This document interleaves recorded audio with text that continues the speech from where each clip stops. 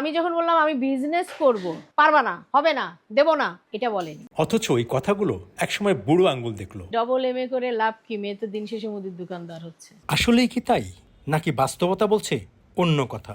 মোটামুটি আমাদের 30 থেকে 40 জনের কর্মী বাহিনী থাকে। যারা বলতেন না তুমি আর পারবে না, আজ তারা কান্তাকে নিয়ে গর্বিত।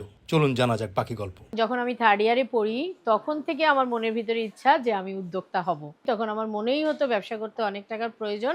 এজন্য তখন আমি ভেবেছিলাম যে 10-12 বছর চাকরি করব, একটা অ্যামাউন্ট জমাবো, এরপরে টুকিটাকি করে একটু বুটিক্স আগায় নিয়ে যাব এই সময়টা। এরপরে যে কি ব্যবসা করব আমি কিন্তু তখনও ডিটারমাইন্ড না, কিন্তু আমি একটা শক্ত ভিতালা একটা কর্মসংস্থানের জায়গা তৈরি করব, এটা মনের ভিতরে ছিল।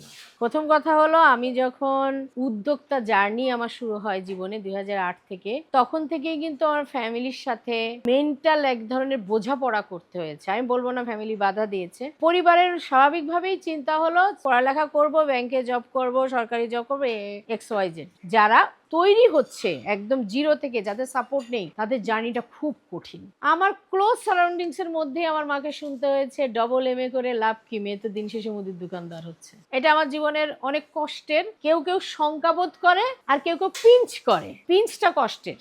আমি এবার নিজে হাতে কিছু করব, এই আইটেম আমি চাই। সেই ফ্যাসিনেশন থেকে আমার মনে হলো আচার এমন একটা জিনিস যা মানুষ প্রতিদিন খায় না, ফেন্সি কিন্তু পছন্দ করে। এবং আমার নানি খুব ভালো আচার বানাতেন, যদিও নানির বয়স তখন অনেক বেশি। আমি সেই টেস্টগুলো মাথায় রাখলাম এবং নানি কিভাবে বানাতেন সেগুলো মনে রাখলাম। আচার যেদিন প্রথম করলাম, শুক্রবার ছিল আমার মনে আছে, আমার হাজব্যান্ড নামাজ পড়তে গেছে, তার আগের দিন রাত্রে বানিয়েছি, কিন্তু রাত 12টা-1টার পরে বয়েমে ভরলাম, আবার এমনিও ছবি দিলাম, দিয়ে আমার পেজেই দিলাম যে চালতার আচার, জলপাইয়ের আচার, তেঁতুলের আচার, 3 রকমের আচার করলাম। এবং মজা হলো যে আমার এত ভালো লাগছে, আমার হাজব্যান্ড নামাজ পড়ে আসতে আসতে আমি তারে আনন্দে বলে উঠলাম যে 12টা আচারই সেল হয়ে গেছে। এই আমার আচারের ইন্সপিরেশন। এখন আমাদের 41 রকমের আচার আছে।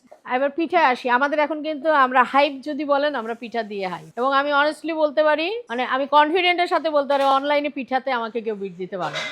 পিঠা শুরু করলাম আমরা 2016-তে। পিঠা আমাদেরকে এত বেশি মানুষের কাছে পৌঁছে দিল, তারপর থেকে শীতের সময় মানেই বিশাল একটা কর্মযজ্ঞ। মানে আমাদের সবচেয়ে বড় প্রেশার থাকে নভেম্বর থেকে ফেব্রুয়ারি পর্যন্ত।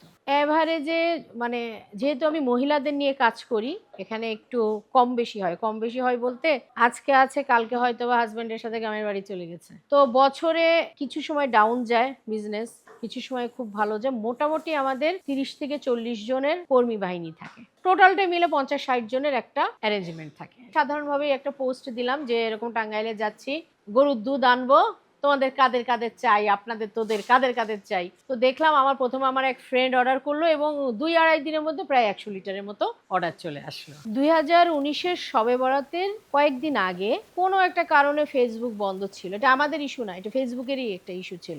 আমরা তখন হালুয়া বানাচ্ছি, আমাদের কিন্তু হালুয়াটাও খুব পপুলার। এখন আমি চিন্তা করলাম যে কি করব, ফেসবুক তো বন্ধ, অর্ডার কি করে আসবে। তো ফেসবুকটা খুললো শবে বরাতে জাস্ট 3 দিন আগে। আমরা পোস্ট দিলাম, ছোট করে বুস্টিং দিলাম যে কি হবে না, বুস্টিং যেহেতু দিই, এবং এমনি পোস্ট দিলাম। এত অর্ডার আসলো, এই যে 3 দিন আগে থেকে 1.5 দিন আগে আমরা বলে দিতে বাধ্য হলাম উই আর ক্লোজ। সবাই বলতে দিনটার কথা আমি বলি, আমরা 36 ঘন্টা লিটারালি কেউ না ঘুমিয়ে কাজ করেছি। ঠিক অতখানিক ইনভেস্টমেন্টের জায়গায় রিস্ক নিয়ে এখনো আমরা প্রস্তুত না। আমার মনে হচ্ছে আর একটু আমরা প্রস্তুত হই, কারণ আচারের যখন আপনি বড় পর্যায়ে নিতে যাবেন, তখন কিন্তু আপনার সেটআপ, অনেক মেশিনারি সেটআপও লাগবে। সেই সেটআপগুলো রেডি হয়ে আমরা যাব। আমাদের ইচ্ছা আছে আমাদের ধবল ব্র্যান্ড নিয়েই আমরা বাজারে একদম অন্য প্রতিষ্ঠান যেভাবে আচারের ব্র্যান্ডিং নিয়ে যায়, আমরাও সেভাবে যাব।